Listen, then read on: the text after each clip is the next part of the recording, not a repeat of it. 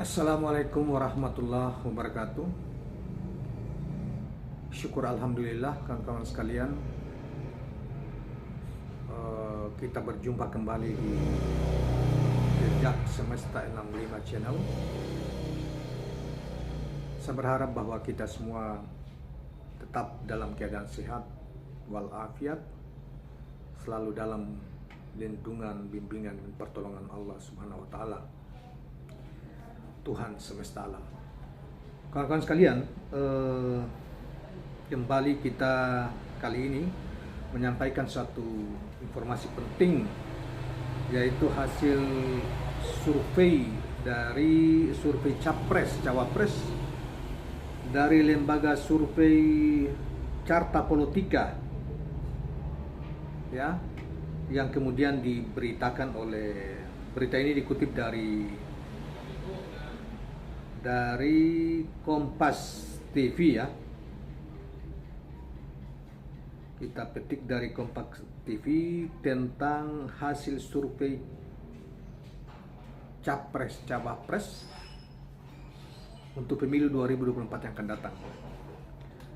Di judulnya, survei Anies AHY unggul simulasi Pilpres 2024, kalahkan Ganjar Erik sampai Prabowo Muhaimin. Judul beritanya seperti itu.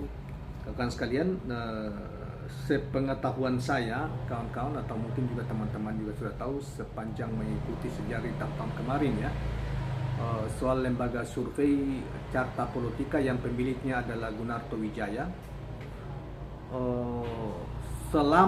Dan dia adalah termasuk yang berafiliasi pendukung Pak Jokowi.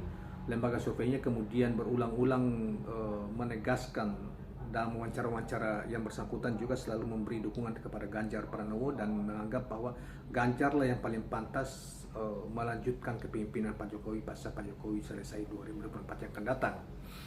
Nah, dan selama ini survei-survei ini termasuk Carta Politika tidak pernah menempatkan Anies sebagai pemenang survei, ya. Capres misalnya selalu saja Ganjar, dan tidak pernah juga Carta Politika sepanjang pengetahuan saya, mudah-mudahan kalau keliru dikoreksi, bahwa Carta Politika tidak pernah juga mengunggulkan Prabowo, selalu saja Ganjar. Tapi kali ini lain, saudara sekalian.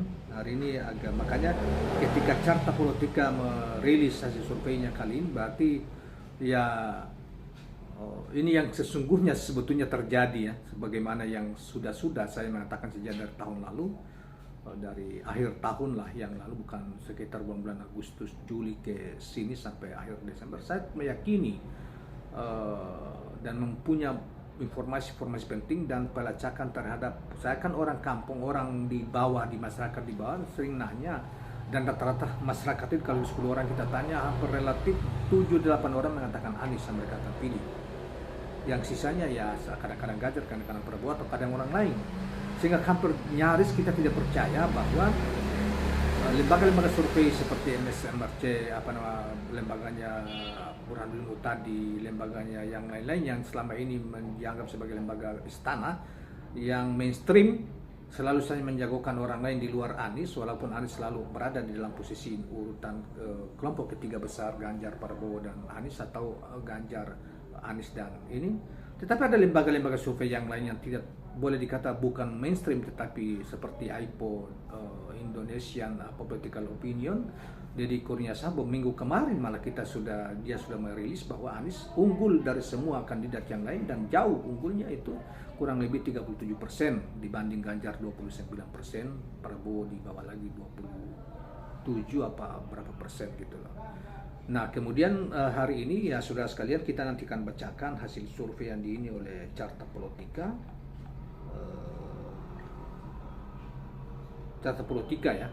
Dan sebelum kita membacakan, kita saudara-saudara semua, atau kita semua rakyat Indonesia juga tahu bahwa di mana saja Anies datang ke suatu daerah, rakyat seakan-akan lengket dengannya dan mengeluh-elukan dia, menyambut dia, dan seakan-akan rakyat Indonesia menaruh harapan yang luar biasa terhadapnya untuk pemimpin masa depan, dan diharapkan bisa melakukan mengimplementasikan ini Pancasila, misalnya keadilan sosial bagi seluruh rakyat Indonesia, memperbaiki situasi ekonomi, memperbaiki situasi politik, mental bangsa ini yang terperosok jauh baik di birokrasi maupun mereka yang berada dalam level kekuasaan tidak peduli dengan rakyat, dan terjadi korupsi luar biasa di mana-mana gitu loh. Mudah-mudahan pemimpin baru seperti Anies bisa menyadarkan kita memperbaiki negeri ini, negeri yang lebih baik dan kehidupan rakyatnya jauh lebih makmur misalnya, atau lebih baik dan lebih makmur. Nah, baiklah kawan-kawan sekalian, kita coba bacakan hasil survei yang dimuat oleh yang kita petik dari Kompas TV ini. Saudara sekalian, lembaga survei Magna Carta Politika merilis hasil survei terbaru untuk Pilpres 2024. Hasilnya dari hasil simulasi berbagai calon, pasangan Anies Baswedan dan Agus Harimurti Yudhoyono unggul dalam di semua simulasi. Saudara, pasangan Anies dan AHY dalam simulasi Pilpres 2024 itu unggul baik dalam simulasi 3 pasangan calon, 4 pasangan maupun 2 pasangan. Pasangan Anies AHY unggul untuk semua simulasi pasangan calon, kata Direktur Kajian Magna Carta Politika Wildan Ramadan Wijaya dalam keterangan tertulis di Jakarta Jumat 2023. Untuk simulasi 4 pasangan calon, katanya pasangan Anies AHY meraih elektabilitas tertinggi dengan perolehan 31,4%. Itu kalau 4 pasangan calon ya. Kemudian diikuti oleh pasangan Ganjar Pranowo, Erick Thohir dengan 19,7%. Berarti selisihnya kurang lebih 12% ya, selisihnya. Sudah di luar margin error. Pasangan Prabowo Subianto Muhaimin Iskandar dari 15,9% dan pasangan Puan Maharani Andika Perkasa 11,7%.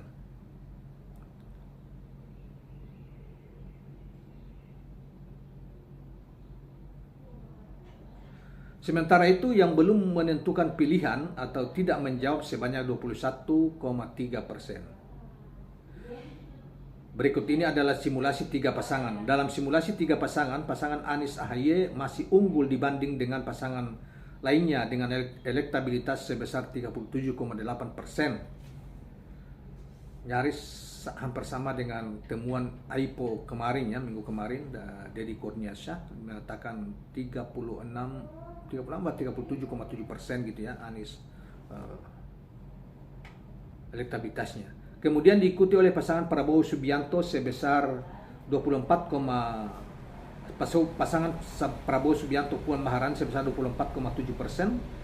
Dan pasangan Ganjar Erik sebesar 15,3%, yang belum menentukan pilihan sebesar 22,2%. Kemudian simulasi 2 pasangan, sedangkan pada simulasi 2 pasangan calon, pasangan Anies AHY dengan perolehan elektabilitas sebesar 40,9% dibanding dengan 30,2% yang didapat oleh pasangan Prabowo Puan. Sementara itu yang belum menentukan pilihannya adalah sebesar 28,9%. Nah, adapun survei Magna Carta Politika itu dilakukan pada tanggal 9 sampai 18 Maret 2023, mengambil populasi warga negara yang mengambil populasi warga negara Indonesia yang mempunyai hak pilih dalam pemilihan umum ketika survei ini dilakukan.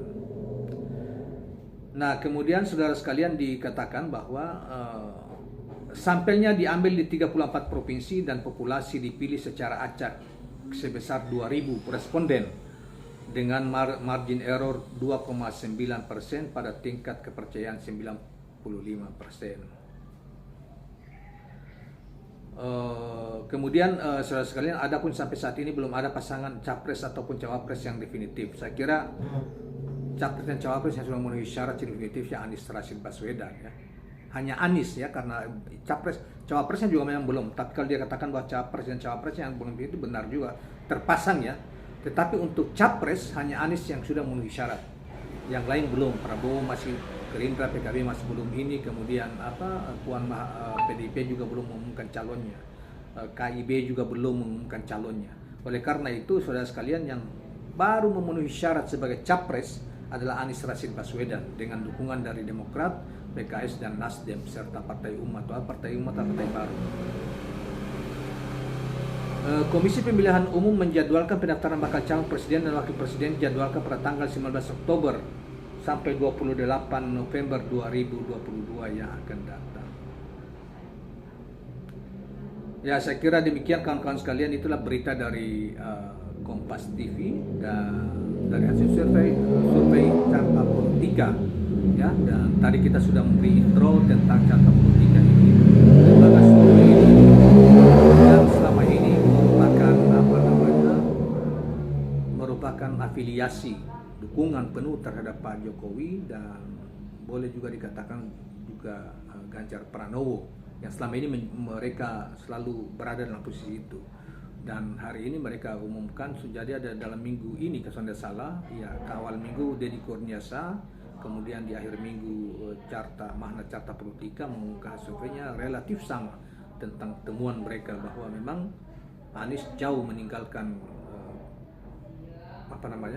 rival-rival yang selama ini selalu diunggulkan, tetapi kita tidak percaya. Nah, kita tidak terlalu percaya, yaitu Ganjar dan Prabowo. Nah, kita percaya karena kita punya preferensi yang lain dan kita ini orang yang sering di masyarakat dan selalu kemudian kita juga mencermati kunjungan Anies di berbagai daerah luar biasa, disambut oleh masyarakat dan nyaris tidak pernah dilakukan itu kepada calon yang lain gitu ya. Luar biasa rakyat mengeluh-elukan baik di rumah ibadah ketika Anies pergi salat saja diikuti, apalagi jalan kaki, apalagi terkumpulkan luar biasa orang dengan sukarela datang menyambutnya. Dan terakhir misalnya hari-hari ini misalnya Surabaya kemarin, sampai hari ini masih di Jawa Timur dan hari ini kalau salah sudah di Madura, masih juga di Jawa Timur dan luar biasa dukungan itu. Dan beberapa lembaga-lembaga